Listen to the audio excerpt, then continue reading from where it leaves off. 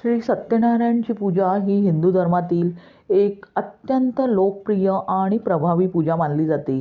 सत्य हेच नारायण विष्णू आहे आणि हा या पूजेचा मूळ संदेश असतो. ही पूजा अत्यंत साधी असून कोणालाही कोणत्याही दिवशी करता येते. सत्यनारायण म्हणजे नावातच सात्विकता आली.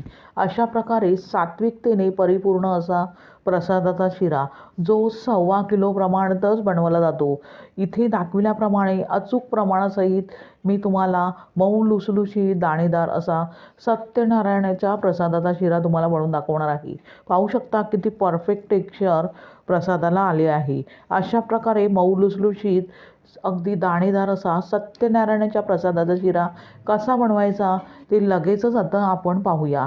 सात्विकतेने परिपूर्ण असा प्रसादाचा शिरा बनवण्यासाठी 1.25 किलो इथे मी रवा घेतला आहे. रवा कोणताही जाडा किंवा बारीक घेतला तरी चालेल. त्याबरोबरच इथे मी 2.5 लिटर दूध गॅसवर तापत ठेवले आहे. प्रसादासाठी नेहमी गाईच्याच दुधाचा वापर करायचा आहे. आता इथे मी गॅसवर एक पातेले गरम करत ठेवले आहे. पातेले गरम करून घेतल्यावर लगेचच 1.25 किलो रवा घालूया आणि गॅस बंद करूनच फक्त 1 मिनिटभर व्यवस्थितपणे अशा प्रकारे भाजून घेऊया. इथे तूप न घालता प्रथम आपण 1 ते 1.5 मिनिटे रवा अशा प्रकारे पसरवून घेणार आहोत. रवा व्यवस्थितपणे पसरवून घेतल्यावर लगेचच 1.25 किलो जे आपण तूप घेतले आहे ते सर्वच्या सर्व ह्या रव्यात घालूया आणि व्यवस्थितपणे एकजीव करून घेऊया. तूप घातल्यावर गॅस इथे मंदच करायचा आहे आणि सतत ढवळून रवा एकसारखा भाजून घ्यायचा आहे.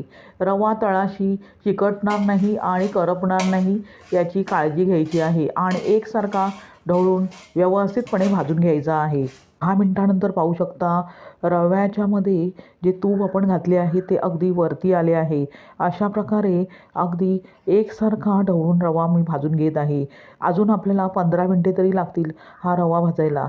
साधारणतः 10 ते 12 मिनिटानंतर पाहू शकता रव्यावरती तूप अगदी व्यवस्थितपणे आले आहे आणि रवा थोडा बदामीसर झाला आहे.